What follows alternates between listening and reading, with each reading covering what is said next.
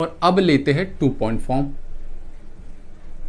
2 point form जैसे कि straight line में जो 2D का था उसमें भी हमने देखा था, वो थोड़ा अलग था, ये थोड़ा अलग है। 2 पॉइंट फॉर्म इसका मतलब क्या होगा, जो हमारी लाइन है वो कितने पॉइंट में से पास होगी, 2 पॉइंट में से। लाइन का इक्वेशन निकालने के लिए कितनी चीज़ें ज़रूरी है, बस 2 ही चीज़ें ज़रूरी है। क्या क्या, एक तो कोई भी एक पॉइंट उस लाइन का, और दूसरा पैरेलल वेक्टर। बस इसी के आधार पे हम सॉल्व कर सकते हैं। तो चलिए इसको भी थोड़ा समझते हैं, और जब आप खुद सॉल्व करेंगे ना पूरी थ्योरी समझने के बाद, तो आपको इतना मज़ा आएगा कि आपको मैथमेटिक्स के साथ शायद मोहब्बत ही हो जाएगी, और वो होती भी है जब आपको पूरी चीज़ें समझ में आती है स्टार्टिंग से लेके एंड तक। तो आपको करने में बहुत मज़ा आता है और आपको बोर भी नहीं लगता। कितना भी आप पढ़ाई कर लो, आपको करते रहना, ये अंदर से आता है आपसे। तो बस वही कोशिश है मेरी।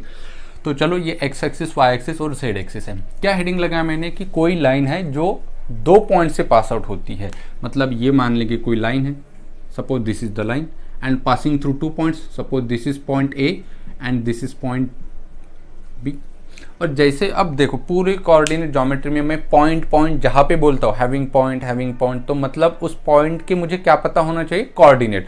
तो ए पॉइंट है, उसके कोऑर्डिनेट मुझे पता है। क्या पता है, x1 पहला पॉइंट है तो x1 y1 z1, ठीक है। सेकेंड पॉइंट है बी, तो उसके कोऑर्डिनेट क्या हो गए, x2 y2 और z2, ठीक है।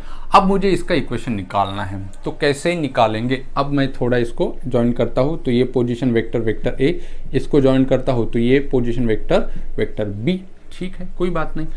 अब मुझे बोलो कि कोई भी अब तक हमने जो पढ़ा, तो वो क्या पढ़ा था कि कोई भी अगर लाइन का इक्वेशन निकालना है तो 2 चीज़ें चाहिए। एक तो कोई भी पॉइंट, क्या हमारे पास पॉइंट है उस लाइन का, तो आप बोलेंगे सर एक छोड़ के हमारे पास 2 पॉइंट है, कोई भी उठा लो, ठीक है। सेकेंड क्या बताया था मैंने कि parallel vector.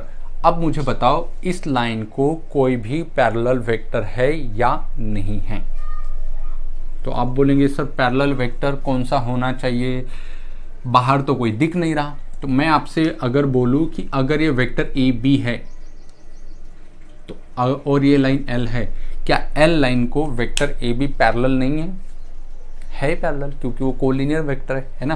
Vector A B को ये लाइन जो है एल, वो लाइन भी तो वही है और वेक्टर ए बी तो उसी पे लाई करता है। तो दोनों क्या हो गए, पैरेलल हुए या नहीं हुए, आंसर है हाँ हुए। तो हमारा जो इक्वेशन आया था बेसिकली वो क्या आया था, vector R equals to vector A plus lambda into vector B. अब देखो नाम में कुछ भी रखा हुआ नहीं है, नाम में हमें मतलब नाम तो आप कुछ भी रख सकते हो, हमें नाम से मतलब नहीं, उनके काम से मतलब है।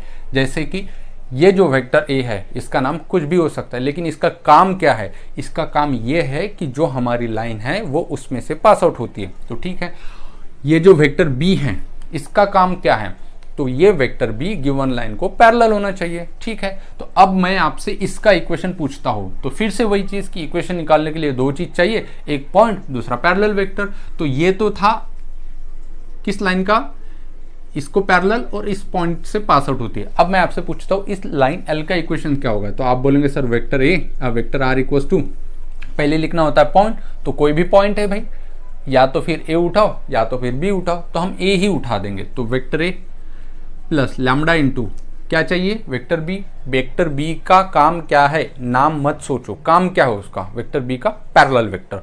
तो यहाँ पे वेक्टर लाइन एल को पैरेलल वेक्टर कौन सा है, तो आंसर है ए बी। तो I write here vector A B. समझ में आई चीजें, यस और नो, क्योंकि यहाँ पे जो है काम से मतलब है, नाम से नहीं, ठीक है।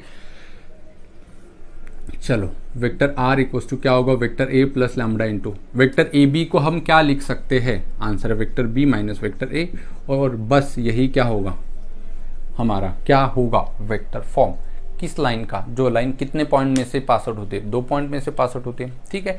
तो ये this is the vector equation of line passing through the 2 points A and be having coordinate x1 y1 z1 x2 y2 z2। ऐसा पॉइंट, ऐसा क्वेश्चन आ सकता है।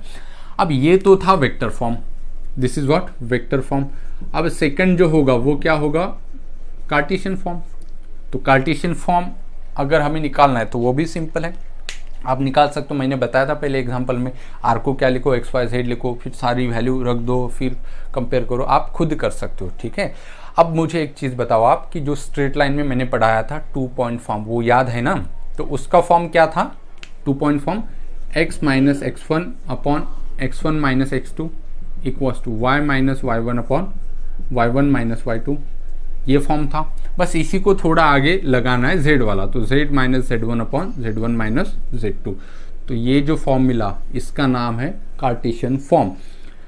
क्या खासियत है इस लाइन की? तो ये लाइन, ये फॉर्म कब लगाना है? ये फॉर्म हमें तब लगाना है जब गिवन लाइन कितने पॉइंट में से जाती होगी, पास आउट होती होगी? 2 पॉइंट में से पास आउट होती होगी, ठीक है। तो ये क्लियर हो चुका होगा कि मतलब 2 पॉइंट फॉर्म कब लगाना है। रटना नहीं, ये चीज़ें समझना है हमें कि मतलब कब कहाँ कैसे लगाना है। अगर आप भूल भी गए, मान लेते हैं ये भूल भी गए आप फॉर्मूला, आपको याद ही नहीं आ रहा वक्त पे, तो सोचना कैसे है कि कोई भी लाइन है तो उसका इक्वेशन निकालने के लिए 2 चीज़ें ज़रूरी होती है, एक तो खुद पॉइंट और दूसरा पैरेलल वेक्टर। तो पैरेलल वेक्टर तो ए बी है ना, तो ऐसे याद करके हम उसको फिर से वहाँ पे भी निकाल सकते हैं, ठीक है। चलिए अब हम आगे बढ़ते हैं और आगे एक क्वेश्चंस लेते हैं। आइए दोस्तों देखते हैं अब 2 एग्जांपल इसी पे आधारित, जो अभी अभी हमने क्या देखा था, 2 पॉइंट फॉर्म देखा था। तो सबसे पहला देखते हैं, find the vector equation and Cartesian equation of line passing through point A and point B, ठीक है। तो जाहिर सी बात है 2 पॉइंट फॉर्म लगेगा, है ना। तो सिंपल वही चीज़ कि सबसे पहले हम देखेंगे वेक्टर फॉर्म, ठीक है। वेक्टर फॉर्म क्या होता है लाइन का? Vector A equal vector A plus lambda into vector B. तो वेक्टर बी पैरेलल वेक्टर था, तो यहाँ पे पैरेलल वेक्टर कौन सा होगा? Vector A B. तो lambda into vector A B, तो ए बी को क्या लिख सकते हैं? Vector B minus vector A, है ना, सिंपल, ठीक है। यही पैरेलल वेक्टर होगा। तो वेक्टर ए क्या होगा? ये वाला vector A B minus A, मतलब दोनों की सब्ट्रैक्शंस करना होगा। तो vector R equals to vector A, मतलब ये बस आई जे के लगाना है, 3i minus 2j minus 5k, हो गया भाई vector A, plus lambda into vector B minus A. सबसे पहले बी माइनस ए करो, तो क्या होगा? ये 3 और ये 3, 3 माइनस 3 कितना हुआ? 0 हुआ। तो लिखने की कोई भी ज़रूरत नहीं है, तो ठीक है। फिर minus 3 minus 2 minus of minus 2, तो माइनस 2 प्लस 2 गेट अगेन 0, तो वो भी लिखने की ज़रूरत नहीं। फिर ये 6 माइनस ऑफ माइनस 5, तो 6 और 5 कितने हो गए? 11 हो गए। तो यहाँ पे क्या होगा? Lambda into 11k। This is the what? Vector equation of line. Next क्या चाहिए हमें? अब देखो कितना, मतलब एक बार हमने थ्योरी समझ ली तो ज़्यादा करने का काम भी नहीं है, क्योंकि समझे बहुत ज़्यादा है, तो इसीलिए लिखने के लिए मतलब वक्त भी कम लगेगा, और जो लिखना होता है क्वेश्चंस को वो भी ज़रूरत नहीं होती, एक ही लाइन में आंसर आ जाएगा।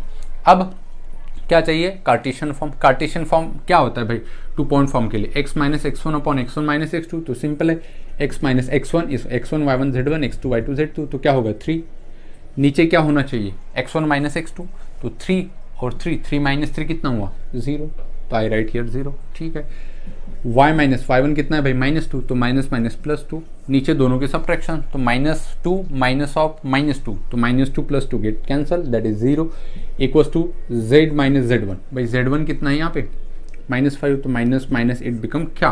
प्लस 5 होगा, divided by x2 minus x1 minus x2, तो minus 5 minus of minus 6, that is minus 11।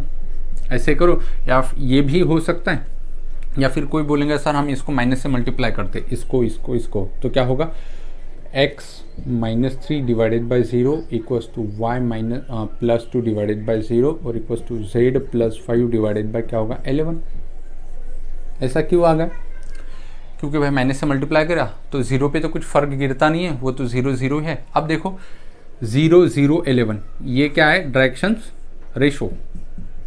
तो यहाँ पे भी देखो x है, i के साथ वाला है नहीं, y के साथ वाला है नहीं, तो 0 0 और ये 11, और ये 3 माइनस 2 माइनस 5, तो ये 3 माइनस 2 माइनस 5 आ गया। तो ये वेक्टर फॉर्म है, ये कार्टेशियन फॉर्म है, ठीक है।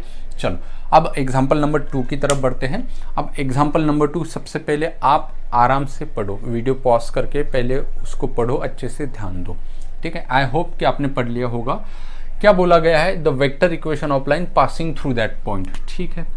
इस पॉइंट में से लाइन पास आउट होती है, ठीक है, and the parallel to that line. अब ये क्या है? ये वेक्टर है या लाइन है? ये जैसे ही मैं इसको देखता हूँ तो क्या दिखता है मुझे? क्या वो लाइन का इक्वेशन है या कोई वेक्टर है, तो मुझे तो ये लाइन का इक्वेशन दिखता है कैसे, vector R equals to vector A plus lambda into vector B.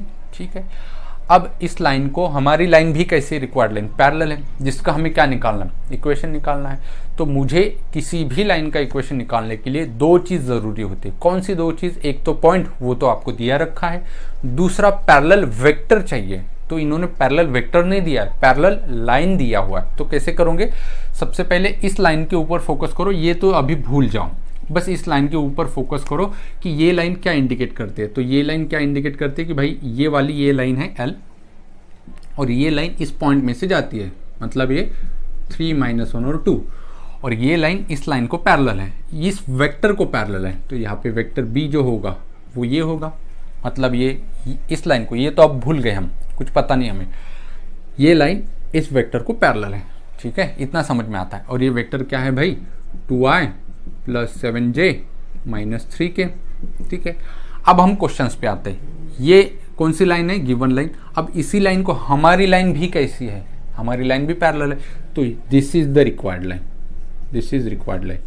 ठीक है, अब रिक्वायर्ड लाइन के लिए, रिक्वायर्ड लाइन कहाँ से पास आउट होती है, 2 - 1 1, तो दिस इज 2 - 1 1। लाइन का इक्वेशन निकालने के लिए एक तो पॉइंट चाहिए, वो है हमारे पास, दूसरा पैरेलल वेक्टर चाहिए, वेक्टर चाहिए। ओके, अब ये लाइन इसको पैरेलल है और ये लाइन इस वेक्टर को पैरेलल है। अब अगर मैं बीच में से इस लाइन को हटा दूं, तो ये तो ऐसे हो गया, इस लाइन को, ये भी वेक्टर कैसे आ गया, पैरेलल है। तो दोनों चीज मिल गई मुझे। क्या क्या चाहिए, एक तो पॉइंट, दूसरा क्या, पैरेलल वेक्टर, तो वो तो मिल गया मुझे। तो मैं आराम से यहां से इक्वेशन फाइंड कर सकता हूँ। जो भी पूछा, वेक्टर पूछा है तो वेक्टर, या तो फिर कार्टेशियन पूछा है तो कार्टेशियन। तो क्या होता है vector form, vector R equals to vector A plus lambda into vector B. तो vector R equals to vector A क्या होगा भाई, जहां से पास आउट होते हैं, तो 2 - 1 1, तो I write here 2i - j + 1k, this is vector A plus lambda into vector B. अब ये वेक्टर बी तो यही होगा ना, अभी मैंने समझा के दिया आपको। तो क्या होगा, 2i + 7j - 3k। ठीक है, दिस इज द इक्वेशन। कौन सा इक्वेशन, वेक्टर इक्वेशन। ठीक है, तो अगर कार्टेशियन पूछता तो वो भी सिंपल है, x - x1/a। ठीक है, आप खुद कर सकते हो, उतना तो आप कर ही लोगे। ठीक है, तो आई होप कि आपको इतना समझ में आया होगा। अब थोड़ा दोनों इक्वेशंस पे ध्यान दो। कौन से दोनों इक्वेशन को, ये दोनों इक्वेशंस को जरा एक बार देखो दोनों को, और वहां पे एक पॉइंट जो है वो मैं आपको नोट करके देता हूं। हाँ, देखो जरा दोनों लाइन को देखो। अब ये दोनों लाइन कैसी है, पैरेलल है। अब ये दोनों लाइन अगर पैरेलल है तो यहाँ पे जो क्वांटिटी आई है वो यहाँ पे क्वांटिटी आई है, हाँ या ना, बिल्कुल क्लियर कट। तो इसका मतलब वेक्टर फॉर्म में कोई, और ये तो डिफरेंट है, मतलब ये अलग पॉइंट में से पास आउट होते, ये अलग पॉइंट में से पास आउट, तो ये अलग होगा, ये अलग होगा। तो अगर कोई 2 लाइन आर पैरेलल है, इफ 2 लाइन आर पैरेलल, अगर कोई 2 लाइन क्या है, पैरेलल है, तो उनका इक्वेशन क्या होगा, vector R equals to vector a1 बोलेंगे और दूसरे के लिए a2 बोलेंगे, क्योंकि वो तो अलग अलग होगा। Vector a1 plus lambda into vector b, और फिर सेकेंड इक्वेशन होगा vector R equals to vector a2 plus mu into vector b। क्या ये 2 लाइन पैरेलल है, मेरा सवाल है आपसे। Are that parallel line to each other, है तो फिर क्यों है, कैसे पहचाना कि दोनों के पास जो भाई वेक्टर बी है वो तो सेम है। अगर दोनों के पास सेम है तो मतलब क्या होगा, वो पैरेलल होगा। सेम मतलब क्वांटिटी है, जैसे हमने स्ट्रेट लाइन में क्या पढ़ा था, दोनों का स्लोप अगर इक्वल है तो वो पैरेलल है, दोनों का पैरेलल वेक्टर अगर सेम है तो वो lines parallel to each other है। ठीक है, तो ये तो खासियत हुई किसकी, वेक्टर फॉर्म की। अब खासियत क्या है कार्टेशियन फॉर्म की, तो वो भी सिंपल है। मान लेंगे पहली लाइन है, उसका इक्वेशन है x - x1/a equals to y - y1/b equals to z - z1/c। और कोई लाइन है L2, उसका इक्वेशन है x - x2/a equals to y - y2/b equals to z - z2/c।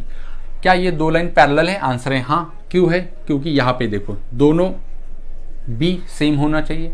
तो b होता क्या है, पैरेलल वेक्टर, उसके आगे के कोएफिशिएंट बेसिकली क्या होते हैं, direction ratio.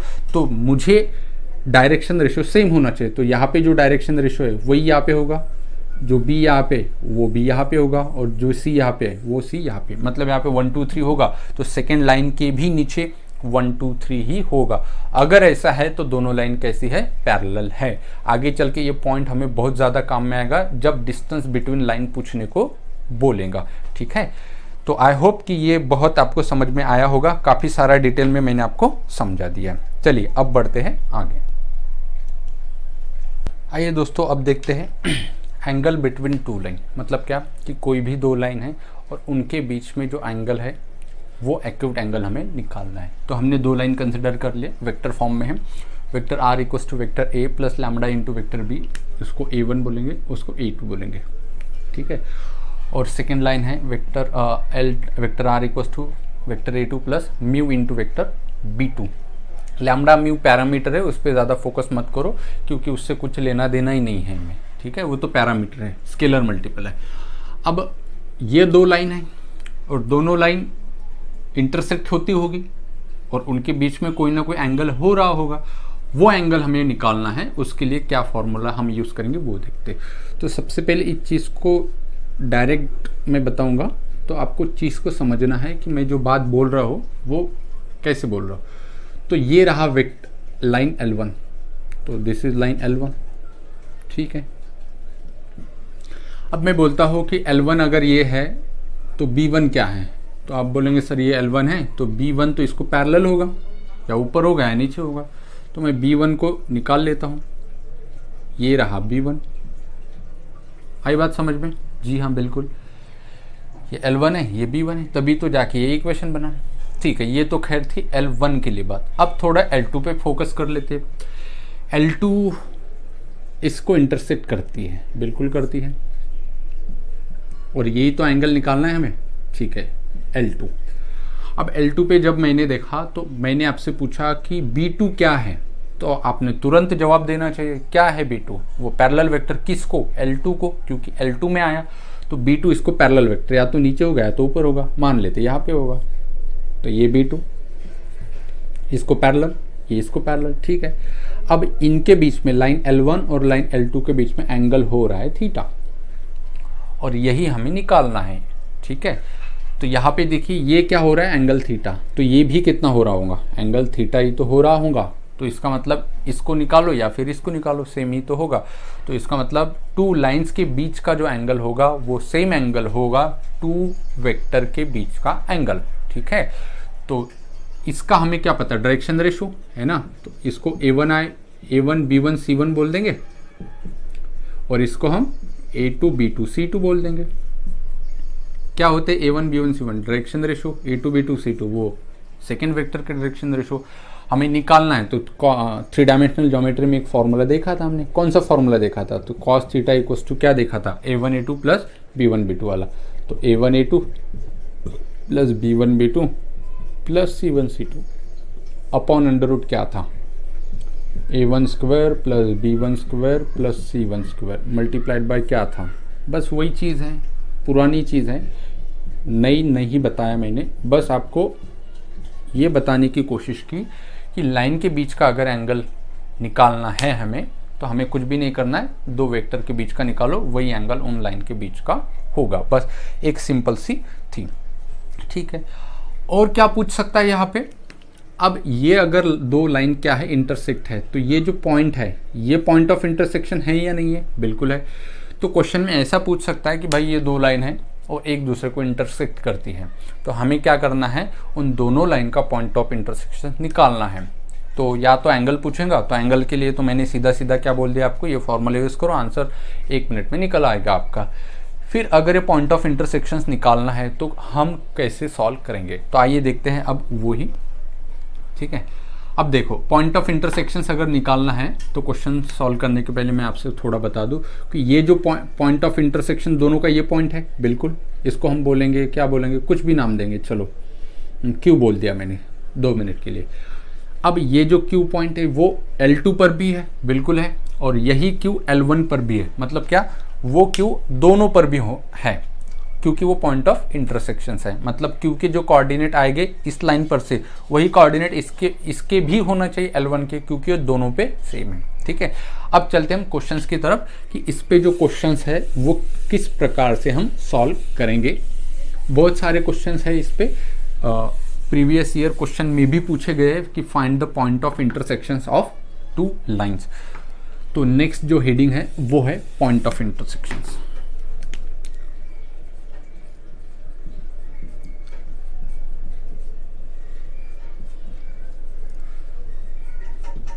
Point of intersections of two line. ठीक है, चलो दो लाइन है, दो लाइन मान लेते हैं, एग्जांपल ही ले लेते हैं। चलो पहली एक लाइन है L1, उसका इक्वेशन गिवन है हमें x minus 1/2 equals to y minus 2/3 equals to z minus 3/4। ये है first line. Second line L2 है, और क्या है L2 का इक्वेशन, तो L2 का इक्वेशन है x माइनस 1/2 L2 का equation x minus 4/5 equals to y minus 1/2, right. और यह z माइनस z/1, बस इतना ही है। This is L1, this is L2। हमें क्या करना है, ये दो लाइन का पॉइंट ऑफ इंटरसेक्शन निकालना है। पॉइंट ऑफ इंटरसेक्शन मतलब क्या, x कोऑर्डिनेट, y कोऑर्डिनेट और z कोऑर्डिनेट निकालना है उस पॉइंट का। ठीक है, कोई बात नहीं। अब ये कौन सा फॉर्म है, तो आंसर है कार्टेशियन फॉर्म है। ठीक है, और जब कभी भी आपको अगर इक्वेशन में वेक्टर फॉर्म गिवन होगा, मतलब L1 का भी वेक्टर फॉर्म और L2 का भी वेक्टर फॉर्म, और आपसे पूछे कि भाई इनका पॉइंट ऑफ इंटरसेक्शन निकालो, तो सबसे पहले आपको क्या करना है, उनको कन्वर्ट करना है कार्टेशियन फॉर्म में। क्यों करना है कार्टेशियन फॉर्म में, क्योंकि जो मैं प्रोसीजर बता रहा हूँ वो कार्टेशियन फॉर्म के लिए ही है और वो ईजी भी है। ऐसे दो अलग मेथड नहीं बनाना है हमें कि कार्टेशियन फॉर्म के लिए अलग मेथड और वेक्टर फॉर्म के लिए अलग मेथड। तुरंत हमें वेक्टर फॉर्म गिवन है तो कार्टेशियन फॉर्म में कन्वर्ट करना है, और अभी जो मैं आपको प्रोसीजर बताऊंगा वहां से आपको पॉइंट ऑफ इंटरसेक्शन निकालना है। ठीक है, तो ये जो इक्वेशन आया x minus x1/a equals to y minus y1/b equals to z minus z1/c, तो इसको हम लैम्बडा बोलेंगे और इसको म्यू बोलेंगे। ये बताया था मैंने लैम्बडा म्यू क्या है। ठीक है, अब मैं क्या कर लेता हूँ कि ये जो लाइन L1 है इस पर से कोई भी एक पॉइंट उठा देता हूँ, वो इन दोनों को कंपेयर कर लेता हूँ। किसको, x minus 1/2 equals to lambda. तो मैंने क्या कहा, x minus 1/2 equals to lambda, ये लिया। यहाँ से किसकी वैल्यू निकालूंगा, x की। जब इन दोनों को उठाऊंगा तो वहाँ से किसकी वैल्यू निकालूंगा, y की।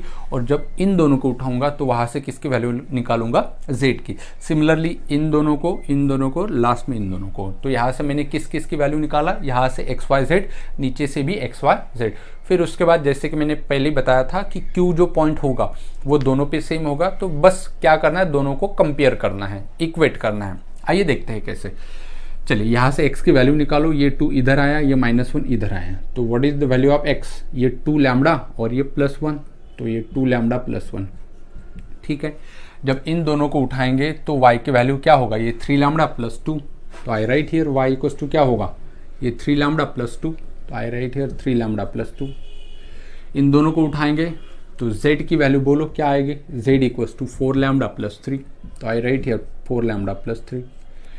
ये किस लिए है, ये है पॉइंट लाइन L1 के लिए। अब सिमिलरली L2 के लिए क्या होगा, इन दोनों को उठाओ भाई, फिर इन दोनों को और फिर लास्ट में इन दोनों को, तो क्या होगा, x इक्वल्स टू क्या निकलेगा, 5 म्यू प्लस 4, तो 5 म्यू प्लस 4।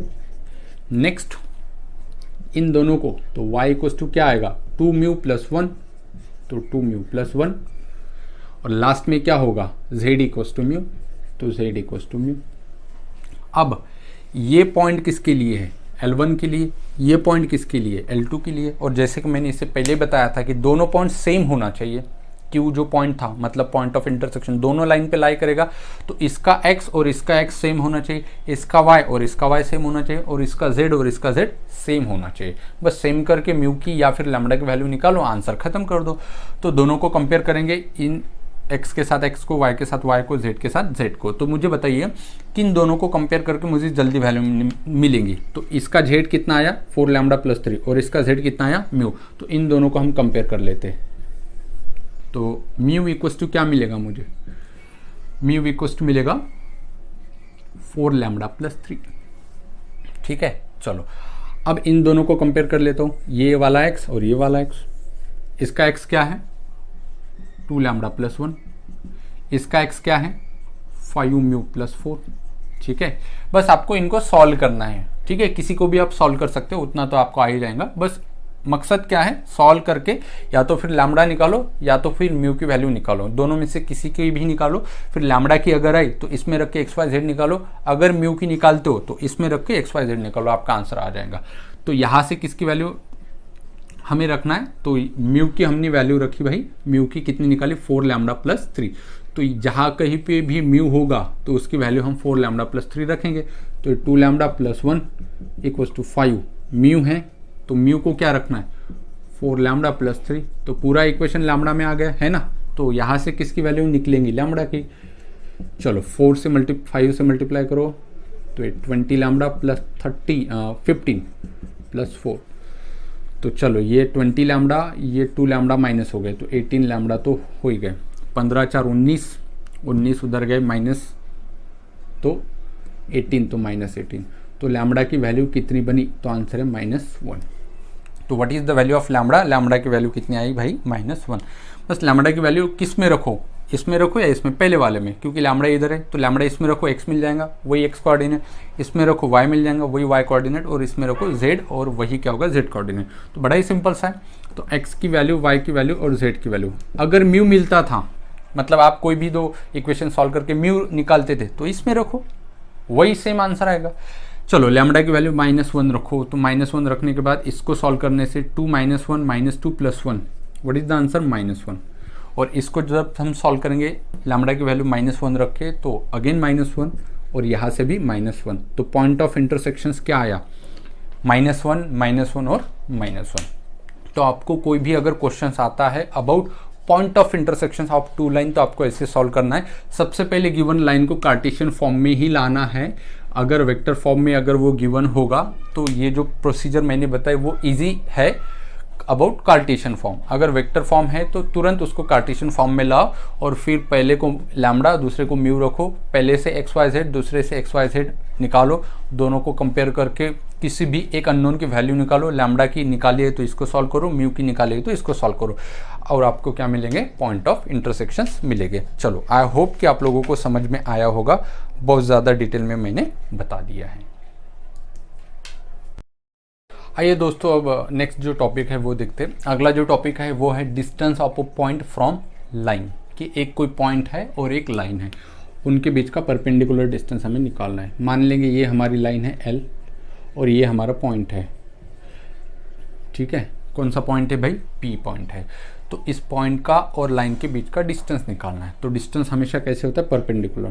तो ये डिस्टेंस निकालना है, तो यहाँ पे इसको L बोल देंगे। चलो ये लाइन है, लाइन का इक्वेशंस क्या है, लाइन का इक्वेशन है vector A R equals to vector A plus lambda into vector B, ये वेक्टर फॉर्म में, और कार्टेशियन तो आप जानते हो, ठीक है। तो कोई एक पॉइंट है, ये वाला पॉइंट है, तो उसके कोऑर्डिनेट भी पता होंगे, तो ठीक है। सबसे पहले इसको देखते हैं कि ये क्या इंडिकेट करता है भाई, कि ये एक लाइन है और इस पॉइंट में से पास आउट होती है ए, ये वाला, और इसके कोऑर्डिनेट क्या लिए थे हमने, x1 y1 और z1। इस लाइन को देख के ये निकलता है। यहाँ से क्या होता है कि ये लाइन इस वेक्टर को क्या है, पैरेलल है, और इसकी क्या पता है हमें, डायरेक्शन रेशियो। तो AI plus BJ plus CK ये है, इतनी इंफॉर्मेशन पता है। और क्या गिवन है कि ये पॉइंट है P, इसके कोऑर्डिनेट हमें पता है। अब x1 y1 z तो यहाँ पे ले लिया, अब सेकंड ले लेंगे x2 y2 और z2 ले लेंगे, कोई बात नहीं, ठीक है। अब अगर ऐसा क्वेश्चंस आता है आपको, कैसा क्वेश्चंस कि डिस्टेंस निकालो पॉइंट और लाइन के बीच का परपेंडिकुलर डिस्टेंस, तो सबसे पहले आपको क्या करना है, ये जो लाइन आई थी इसके आपको डायरेक्शंस कोसाइन निकालना है, मतलब L, M और N निकालना है। तो मैंने निकाल लिया। वो कहाँ से निकालेंगे, यहाँ से ABC पता है, तो तुरंत A/√A² B² C² वो वाला। तो हमने क्या निकाल लिए, L, M और N निकाल लिए, ठीक है। अब ये जो डिस्टेंस है ये मान लेंगे D, और यही हमें निकालना है, D equals to question marks है। तो उसके लिए मैं एक फॉर्मूला दे रहा हूँ, डायरेक्टली फॉर्मूला है, फॉर्मूला में वैल्यू रखो, आंसर निकाल दो, ठीक है। तो क्या फॉर्मूला है, x2 - x1 whole square plus y2 minus y1 whole square plus z2 minus z1 whole square, x2 minus x1, y2 minus y1, z2 minus z1 whole square. फिर minus again x2 minus x1 into L plus y2 minus y1 into M plus z2 minus z1 into N, और इसका क्या square लेना है। ठीक है, formula दिखने में बड़ा दिख रहा है क्योंकि मतलब उसमें लिखने के लिए ज़्यादा स्पेस लगता है, लेकिन जब हम क्वेश्चंस करेंगे तो मतलब बहुत ही मतलब 30 सेकेंड में ही आप सॉल्व कर सकते हो, और ये लिखने की भी ज़रूरत नहीं है, आप ऐसे ही सॉल्व कर सकते हो। तो ये फॉर्मूला हमें लगाना है, क्या है यहाँ पे x2 minus x1 square plus y2 minus y1 square plus z2 minus z1 square minus x2 minus x1 into L plus y2 minus y1 into M plus z2 minus z1 into N, और इसका भी क्या है square. वहाँ पे L M N क्या है, direction cosine, वो तो हमने पहले ही निकाल ली है। ठीक है, अब ये फॉर्मूला लगा के हम क्या निकाल सकते हैं, परपेंडिकुलर डिस्टेंस निकाल सकते हैं। चलिए अब इस पे एक क्वेश्चंस कर लेते हैं ताकि आपकी जो अंडरस्टैंडिंग है वो बेहतर तरीके से बन सके। चलो, एक पॉइंट है और एक लाइन है। पॉइंट है मेरे पास 1, 6 और 3। इस पॉइंट का डिस्टेंस निकालना है, कहाँ से, एक लाइन से। लाइन का इक्वेशन क्या है मेरे पास, x/1 equals to y minus 1/2 equals to z minus 2/3। अब इस लाइन को मैं सबसे पहले ड्रॉ करके देखता हूँ। ठीक है, ये वो लाइन है, किस पॉइंट में से जाते हैं, ये वाला। तो a के कोऑर्डिनेट्स क्या मिलेंगे, तो a के कोऑर्डिनेट सबसे पहले क्या मिलेंगे मुझे, x1 y1 z1। तो यहाँ से क्या माइनस होगा, कुछ भी नहीं, मतलब 0। y1 कितना होगा 1 और z1 कितना होगा 2, और ये परपेंडिकुलर है, कहाँ से है, ये यहाँ से, ये पॉइंट है P। ये पॉइंट कौन से गिवन है, 1, 6, 3। तो 1, 6 और 3, ये होगा वेक्टर B 1, 2, 3। तो आई राइट हियर 1, 2, 3 ABC होगा। मैंने क्या बताया था, ऐसा क्वेश्चन आया तो तुरंत क्या निकालो, डायरेक्शंस कोसाइन। तो एल एम एन क्या होगा, तो L equals to 1/√1 square plus 2 square plus 3 square. तो क्या होगा, ये 9 और एक 4 कितने हुए, 13 और एक 14। तो 1/14, m कितना आएगा 2/√14 और n कितना आएगा 3/√14। ठीक है, ये तो कैलकुलेशन फास्ट होना चाहिए, माइंड में ही होना चाहिए। अब मुझे डिस्टेंस निकालना है। डिस्टेंस के लिए मैंने क्या बताया था, x2 माइनस x1 का होल स्क्वायर। तो 1 माइनस 0 1, 1 का स्क्वायर 1 प्लस 6 में से एक गया 5, 5 का स्क्वायर जो होता है वो कितना होता है 25 प्लस ये 3 और ये 2, 1 बचा, 1 का स्क्वायर 1 ही, माइनस फिर वही चीज़ 1 माइनस 0 1। तो 1 इंटू क्या बताया था मैंने, L। तो L कितना है 1/√14 प्लस y2 माइनस y1। तो 6 माइनस 1 5, 5 इंटू M। तो M कितना है भाई 2/√14 plus z2 minus z1 3 minus 2 1, 1 into क्या था n था, n कितना है भाई 3/√14। दिस इज द फॉर्मूला, और इसका क्या था स्क्वायर भी था। तो ठीक है, ये 25, 26, 27, तो 27 माइनस, सबका बेस सेम है तो कितना आएगा यहाँ पे √14, और ये कितना हुआ, ये 1, 5 to the 10 और ये 3, तो कितना हुआ 10, 10, 13, 14, तो कितना हुआ 14। तो इसका भी क्या है स्क्वायर, तो क्या होगा 27। जब इसको सॉल्व करेंगे तो √14 बचेगा, और √14 का स्क्वायर कितना होता है 14। तो 27 में से 14 चले गए तो कितना आ गया आंसर √13 यूनिट। ये क्या होगा डिस्टेंस, मतलब ये जो डिस्टेंस आया ये कितना आया √13। और यही सवाल में पूछा था, है ना सिंपल। बस आपको मतलब वो फॉर्मूला याद रखना है अच्छे से, और उस पर 1-2 क्वेश्चंस और ट्राई करना है। ठीक है, तो in this way distance of point from line की क्वेश्चंस आपको क्लियर हो गए होंगे। आइए दोस्तों, अब देखते हैं, एक छोटी सी नोट है, तो एक नोट देखेंगे हम, नोट 1। इसमें क्या समझना है हमें कि बहुत से ऐसे एमसीक्यूज बनते हैं कि एक लाइन है और उस लाइन का इक्वेशन पता है हमें, ठीक है, और इस लाइन पे एक पॉइंट है ए, उसके कोऑर्डिनेट्स भी हमें पता है क्या होते हैं x1, y1 और z1। अब इस लाइन को एक पैरेलल वेक्टर है वो भी हमें पता है, b = ai + bj + ck। अब अब क्वेश्चंस कैसे आता है कि भाई इस लाइन पे एक पॉइंट है, कहीं पे भी हो सकता है, ये पॉइंट है, उस पॉइंट के हमें कोऑर्डिनेट निकालना है और वो पॉइंट कितने दूरी पे है ए से, वो डिस्टेंस गिवन है, तो आर इतने डिस्टेंस भी गिवन है, तो ये पॉइंट ऊपर नीचे कहीं पे भी हो सकता है। तो क्या कहा मैंने कि ऐसा क्वेश्चन आ सकता है, find the point which are at a distance of 2 unit 3 unit 4 unit करके, मतलब उसको हमने आर बोला यहाँ पे, ठीक है, फ्रॉम दैट पॉइंट। तो ऐसे अगर करना है तो हमें बेसिकली क्या करना होगा, ये जो पॉइंट पी है ये कितने दूरी पे है ए से, कितने डिस्टेंस पे, आर इतने डिस्टेंस पे, तो उस पॉइंट पी के हमें कोऑर्डिनेट निकालना है। तो जाहिर सिंपल सी बात है, मैं डायरेक्टली फॉर्मूला लिख के देता हूँ, लेकिन यहाँ पे मैं समझाना चाहूँगा कि आया कैसे। मान लेंगे इसके कोऑर्डिनेट एक्स वाई और जेड है, ठीक है, तो ये ओरिजिन से डिस्टेंस ये वाला जो है ये कितना है x, और ये वाला कितना है x1, तो ये बचा जो है ये कितना होगा भाई x माइनस x1, ये एंगल कितना होगा अल्फा, क्योंकि x एक्सिस के साथ हो रहा है, x एक्सिस के साथ अल्फा, तो कॉस अल्फा क्या होता है यहाँ पे एडजेसेंट अपॉन हाइपोटेनस, तो एडजेसेंट क्या है x minus x1 upon hypotenuse क्या है r, तो कॉस अल्फा को हम जनरली क्या बोलते हैं, l बोलते हैं ना, तो l r को उधर लेके गए lr equals to x minus x1, तो हमें निकालना क्या है इस पॉइंट के कोऑर्डिनेट, मतलब x y और z की वैल्यू, तो x की वैल्यू क्या निकलेंगी, x1 को उधर भेजेंगे तो x equals to x1 plus LR। Similarly y अगर निकालना है तो क्या होगा y1 प्लस MR, और सिमिलरली अगर हमें z निकालना है तो z कैसे निकलेगा, z equals to z1 plus NR। ये फॉर्मूला यूज करके हम कोई भी पॉइंट गिवन अगर है हमें, उसका डिस्टेंस फ्रॉम फिक्स पॉइंट से वो हम कैलकुलेट कर सकते हैं, बस सिंपल से। अब क्या करना होगा, सबसे पहले हमें कि L M N निकालना होगा, तो हमें सबसे पहले L M और N निकालना होगा। तो वो कैसे निकालेंगे हम, इस पर से, क्योंकि हमें वेक्टर बी तो पता ही होगा, जैसे वेक्टर बी पता लग गया हमने L M N रख दिया, R गिवन होगा R रख दिया, x1 y1 z1 मतलब लाइन की एक जो इक्वेशन होगा वही से हम निकाल सकते हैं। तो x1 y1 z1 तो पता है, L M N R भी गिवन होगा, तो in this way we can calculate the distance, we can calculate the point which are at a distance. ये थी दोस्तों नोट नंबर 1। अब बढ़ते हैं नोट नंबर 2 की तरफ। क्या है नोट नंबर 2, तो आइए देखते हैं। अब ये जो छोटे छोटे नोट है ना, ये बहुत काम की है। आप जब भी मतलब आपके मतलब बुक खोलेंगे तो बहुत सारे एमसीक्यूज है, आप वहाँ पे मतलब डाउट्स आ जाते हैं आपको। तो अगर आपकी ये थियरी बहुत अच्छे से क्लियर है तो आप कहीं पे रुकेंगे ही नहीं, आप तुरंत उसको फटाफट सॉल्व करोगे।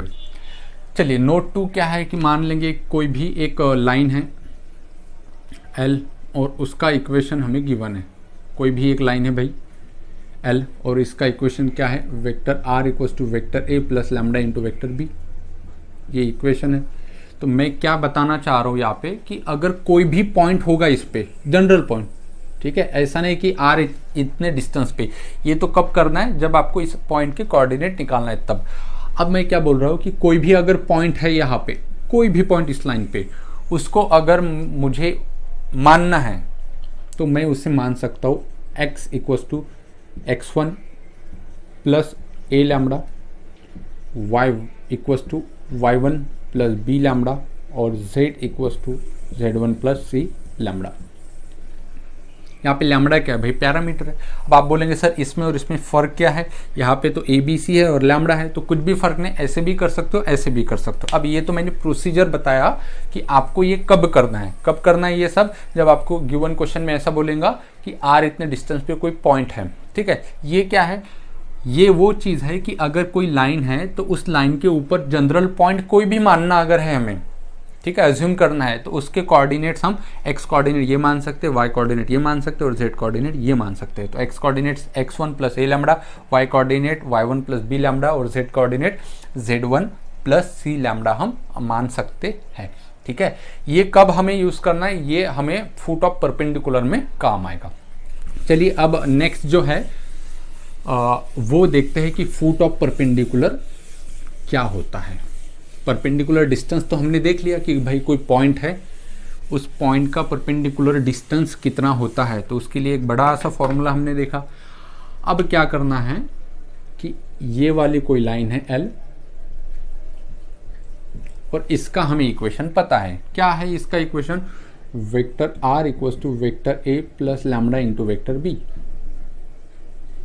ठीक है, और ये पॉइंट है पी और इसने ये परपेंडिकुलर, तो इसमें क्वेश्चंस या तो आएगा कि परपेंडिकुलर डिस्टेंस निकालो, वो तो हमने ऑलरेडी डिस्कस किया रखा है, या तो बोलेगा कि ये जो है पॉइंट एल है ना, परपेंडिकुलर ड्रॉ किया तो ये पॉइंट मिला ना मुझे, इसके एक्स वाई और जेड कोऑर्डिनेट बताइए, मतलब उससे बोलते हैं foot of perpendicular, foot of perpendicular,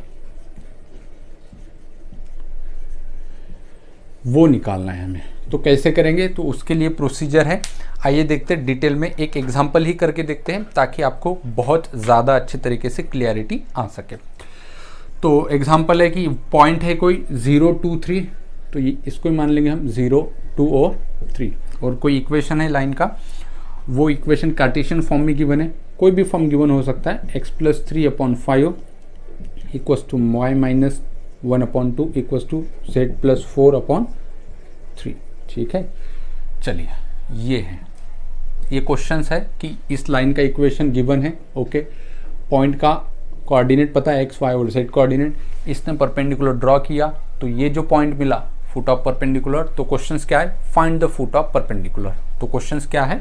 find foot of perpendicular. अगर ऐसा क्वेश्चन है तो बेसिकली वो क्या कहना चाहता है हमें कि उस पॉइंट से जहाँ पे मतलब परपेंडिकुलर ड्रॉ हुआ है उसका x, y और z कोऑर्डिनेट निकालो। तो क्या करना है? तो सबसे पहले इस इक्वेशंस को मैं देखता हूँ, तो सबसे पहले मुझे a, b और c की वैल्यू पता होना चाहिए। तो a, b, c 5, 2, 3। ठीक है, अब ये जो लाइन है, ये लाइन किस पे है? लाइन L पे, लाइन L पे ये पॉइंट है, तो उसको मैं जनरल पॉइंट मान सकता हूँ, अभी अभी मैंने पढ़ाया था। तो उसके कोऑर्डिनेट्स क्या हो जाएंगे? तो अभी मैंने पढ़ाया था x equals to x1 + a lambda, y equals to y1 + b lambda और z equals to z1 + c lambda. अभी बताया था मैंने कि अगर मुझे कहीं पे भी अज्यूम करना है, तो L पॉइंट तो इस पे ही है ना, तो उसके कोऑर्डिनेट तो मुझे पता नहीं है, लेकिन मुझे अज्यूम करना है तो मैं ये अज्यूम कर सकता हूँ। इसमें बस किसकी वैल्यू रखना है? बस लैम्डा की वैल्यू अगर मिल गई मुझे, तो ए बी सी तो पता है, x1 y1 z1 भी पता है, बस चाहिए क्या? लैम्डा। अगर मुझे लैम्डा की वैल्यू मिल गई तो बस यही पॉइंट क्या हो गए? एल के कोऑर्डिनेट, जो कि क्या है हमारा? Foot of perpendicular. तो एल के कोऑर्डिनेट्स क्या मिले भाई? तो एल के कोऑर्डिनेट्स मिले ये x1 + a लैम्डा, ये x कोऑर्डिनेट है, y कोऑर्डिनेट क्या है? y1 + b lambda, z coordinate क्या है? z1 + c lambda. तो अब मेरा एम क्या है? मेरा एम ये है कि मुझे लैम्डा की वैल्यू निकालना है किसी भी तरीके से, और लैम्डा की वैल्यू निकालने के बाद फिर से इसमें रख दूंगा तो मुझे एल के ही तो कोऑर्डिनेट पता चल गए, और एल ही क्या है? Foot of perpendicular. ठीक है, अब एल के कोऑर्डिनेट ये है, पी के कोऑर्डिनेट 0, 2, 3 है, तो पी एल क्या है? परपेंडिकुलर है किसको? इस गिवन लाइन को। तो पी के कोऑर्डिनेट पता है, एल के कोऑर्डिनेट पता है, क्या मुझे पी एल के डायरेक्शन रेशियो पता हो सकते हैं? बिल्कुल हाँ। कैसे? तो आप लॉजिक लगाओ, direction ratio of P L, line P L. ठीक है, अब इस लाइन के मुझे क्या निकलना है? डायरेक्शन रेशियो, पी के x1 y1 z1 और एल के x2 y2 z2। तो क्या होता है direction ratio? ABC x2 - x1 y2 - y1 z2 - z1। तो direction ratio of P L क्या होगा? a x2 - x1, तो x1 - a अल्फा -0, तो क्या मिलेगा मुझे? वही। तो यहाँ पे हम ए बी सी की तो वैल्यू रख ही सकते हैं, तो ए की वैल्यू 5, तो यहाँ पे 5 रख दिया। x1 की भी वैल्यू रख सकते हो। चलो x1 क्या है? चलो यहाँ पे एक चीज़ तो भूल ही गए, x1 क्या है? ये ए के पॉइंट्स जो कि इससे पास आउट होती है, तो वो यहाँ से -3, फिर 1, फिर -4। ठीक है, तो वो यहाँ पे रख देंगे -3, फिर y1 कितना है? y1 अभी हमने निकाला 1, और z1 जो है वो कितना है? -4। ठीक है, direction ratio of line P L, तो इसके डायरेक्शन रेशियो निकालना है, तो l ये x2 y2 z2, और ये जो होगा वो x1 y1 z1। तो b की भी तो रख सकते हैं, तो b की वैल्यू क्या है? b की वैल्यू 2 है। c की भी रख सकते, बस इसमें लैम्डा अननोन है, c की वैल्यू क्या है? 3 है ना। हाँ, ये रहा तुम्हारा x2, ये रहा y2, ये रहा z2, x1 y1 z1। तो क्या होता है direction ratio of PL x2 minus x1, तो -3 + 5 लैम्बडा -0, तो a की वैल्यू कितनी आई -3 + 5 लैम्बडा। ठीक है, ये आ गया तुम्हारा a।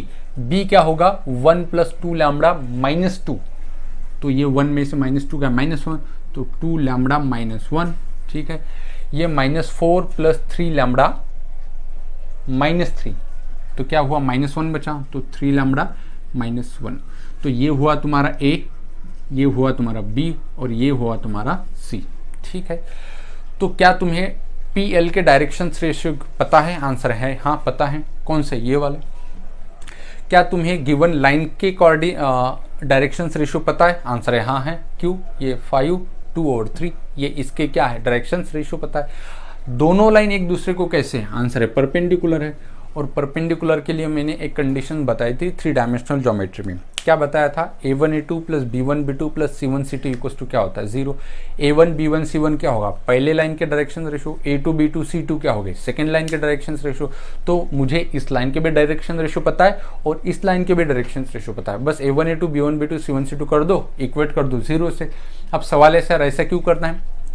ऐसा करने से मुझे लैम्बडा की वैल्यू मिलेगी और मुझे निकालना भी तो लैम्बडा की वैल्यू ही है। जैसे लैम्बडा निकल गया मुझे x, y और z निकल जाएगा। तो a1a2 + b1 b2 c1 c2, तो ये होगा a1 b1 c1 और ये होगा a2 b2 c2। तो क्या होगा 5 से इसको मल्टीप्लाई करेंगे तो 5 × -3 + 5 लैम्बडा, तो a1a2 + b1 b2 मतलब ये 2 × 2 लैम्बडा -1 प्लस c1 c2 मतलब 3 लैम्बडा -1।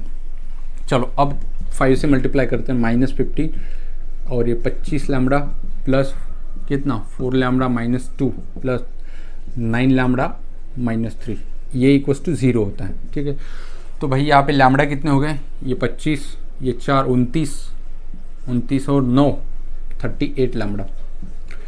कांस्टेंट कितने हो गए? ये 15 और 2 17। ठीक है 17 और ये तो कहीं पे मिस्टेक हो रहा है शायद। कांस्टेंट हाँ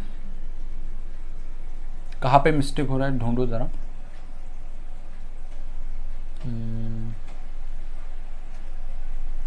1 मिनट, क्वेश्चंस मुझे चेक करने दो।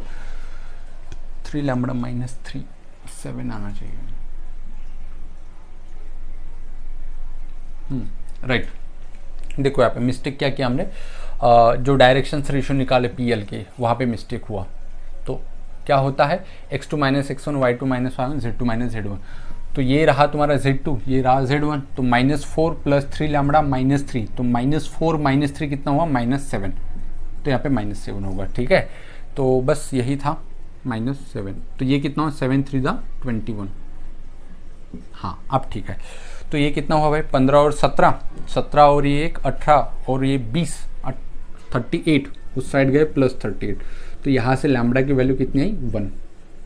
ठीक है, तो बस इसमें यही था कि लैम्बडा की वैल्यू निकालना ही सबसे ज़्यादा मतलब आप मुश्किल भी बोल सकते हो, मुश्किल तो है नहीं लेकिन लेंदी बोल सकते हो आप उसको, कि मतलब प्रोसीजर करना पड़ता है लैम्बडा की वैल्यू के लिए। बस लैम्बडा की वैल्यू 1 आ गई, अब लैम्बडा की वैल्यू रख दो इसमें। जैसे ही आप लैम्बडा की वैल्यू रख दोगे 1 1 1, तो ये क्या मिलेगा, तो ये रहा आपका x कोऑर्डिनेट, ये y कोऑर्डिनेट और ये z कोऑर्डिनेट। ठीक है, तो x कोऑर्डिनेट क्या मिलेगा, x कोऑर्डिनेट कितना मिलेगा 1 रख दो, तो ये 5 - 3 कितना 2। y कोऑर्डिनेट कितना मिलेगा, ये 2 होगा, 2 + 1 कितना 3, और ये z कोऑर्डिनेट कितना होगा 1 रख दो, -4 + 3 कितना -1। तो ये क्या हुआ फुट ऑफ परपेंडिकुलर के कोऑर्डिनेट, और यही हमें क्वेश्चंस में पूछा था। ठीक है, तो क्या करना है हमें, हमारा मोटो क्या रहना चाहिए कि किसी भी प्रकार से क्या निकालना है, हमें लैम्बडा निकालना ही है। तो उसके लिए a1a2 b1 b2 c1 c2 की हमें हेल्प लेना है। ठीक है, चलिए बढ़ते हैं अब नेक्स्ट कंसेप्ट की तरफ।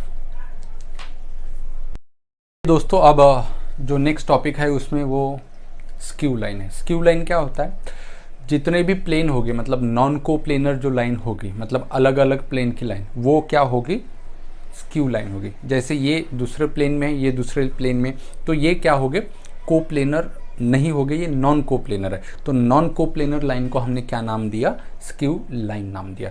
तो इनका ना तो ये इंटरसेक्टिंग होती है ना तो ये पैरेलल होती है, तो इनके बीच का जो मिनिमम डिस्टेंस है मतलब शॉर्टेड डिस्टेंस वो हमें निकालना होता है। तो इस पर क्या होता है, स्क्यू लाइन आपको याद रखना है, द नॉन कोप्लेनर लाइन, उसको हम स्क्यू लाइन बोलते हैं। तो यहाँ पे मान लेंगे हम L1 लाइन है, कार्टेशियन फॉर्म में x minus x1 upon a1 equals to y minus y1 upon b1 और equals to z minus z1 upon c1। ये कोई पहली लाइन है। ऐसे दूसरी लाइन होगी उसको हम L2 बोलेंगे, उसका इक्वेशन मान लेंगे x माइनस, सेकेंड लाइन है तो x2, ये a2 और ये y माइनस y2 अपॉन ये b2 और z minus z2 upon c2, ये आ गया। अब हमें क्या करना है कि दो जो स्क्यू लाइन थे हमारे, ठीक है, नॉन कोप्लेनर लाइन, तो इनके बीच का जो डिस्टेंस है वो निकालना है हमें। तो उसके लिए फॉर्मूला क्या है, डायरेक्टली फॉर्मूला बता दे रहा हूं मैं आपको कि वो शॉर्टेस्ट डिस्टेंस निकालना है, shortest distance between skew line. तो उसके लिए फॉर्मूला आपको याद रखना है। कौन सा फॉर्मूला याद रखना है, तो x2 minus x1 y2 minus y1 z2 minus z1 a1 b1 c1 a2 b2 c2 divided by under root, इसको कैंसिल करना है, इसको और इसको, फिर क्या बचेगा b1 c2 minus b2 c1 उसका स्क्वायर, ठीक है। फिर प्लस इसको और इसको कैंसिल करना है, a1 c2 plus minus a2 c1 इसका स्क्वायर, फिर प्लस लास्ट को कैंसिल करना है a1 b2 minus a1 b2 minus a2 b1 इसका स्क्वायर, ठीक है। इसका जो आंसर आएगा वो लेना है हमें, मतलब जो भी आएगा वो होगा परपेंडिकुलर डिस्टेंस, ठीक है। और ये मॉड में होगा। क्यों मॉड में होगा भाई, ये तो डिटर्मिनेंट है और बाहर मॉड लगाया है। मॉड क्यों लगाया है, क्योंकि डिस्टेंस है, डिस्टेंस तो पॉजिटिव लेना है। अगर ये इसका कैलकुलेशन नेगेटिव आया तो हमें उसकी मॉड वैल्यू लेना है, मतलब पॉजिटिव लेना है। तो ये था क्या दोस्तों, स्क्यू लाइन के बीच का जो शॉर्टेड डिस्टेंस है वो, ठीक है। ये फॉर्मूला है, बस फॉर्मूले में रखना है, बाकी कुछ भी करना नहीं है। x1 y1 z1 x2 y2 z2 क्या होगा, ये वाले point x1 y1 z1 x2 y2 z2, मतलब जहां से हमारी लाइन पास आउट होती है। a1 b1 c1 a2 b2 c2 ये क्या होगा, डायरेक्शन रेशो, मतलब ये नीचे वाले a1 b1 c1 और ये a2 b2 c2 ये नीचे वाले नंबर यहाँ पे रखने। इसको सॉल्व करो, इसको सॉल्व करो, जो आंसर आएगा वही क्या होगा, शॉर्टेड डिस्टेंस बिटवीन लाइन, ठीक है। अब इसमें जो लास्ट टॉपिक जो है वो है distance between parallel line, distance between parallel line. अब जैसे कि मैंने इससे पहले आपको इसके पहले वाले लेक्चर में बताया था कि पैरेलल लाइन के बीच का जो दो पैरेलल लाइन अगर है तो वो हम कैसे पहचानेंगे, ठीक है। डायरेक्टली ऐसा क्वेश्चन आता है कि find the shorted distance, find the या फिर डिस्टेंस। तो हमें कैसे पता चलेगा कि या तो वो स्क्यू लाइन है या तो फिर पैरेलल है। तो एक तो मैंने बताया था कि पैरेलल के लिए क्या कंडीशंस है। पैरेलल के लिए मतलब जो पोजीशन वेक्टर था किसका, बी का, वो सेम था, ठीक है। मतलब जो फ्री वेक्टर था, पैरेलल वेक्टर था, वो दोनों के लिए सेम था, उसके डायरेक्शन रेशियो सेम थे। अगर सेम है तो मतलब क्या, दोनों लाइन पैरेलल है। पैरेलल अगर है तो पैरेलल के लिए जो मैं फॉर्मूला बताऊंगा वो लगा। अगर पैरेलल नहीं है तो मतलब वो कैसे है, वो स्क्यू लाइन है, तो स्क्यू वाला फॉर्मूला लगा। मान लेंगे कि कोई दो लाइन है मेरे पास, L1 है और L2 है, दोनों पैरेलल हैं। तो इसका इक्वेशन क्या होगा, vector R equals to vector A1 plus lambda B, और इसका क्या होगा, vector R equals to vector A2 plus lambda B, या फिर म्यू बी बोल दो, चलो म्यू बी, ठीक है। अब ये बी तो दोनों जगह सेम आया ना, क्यों सेम आया, क्योंकि लाइन्स आर पैरेलल, इससे पहले वाले लेक्चर में मैंने बताया था।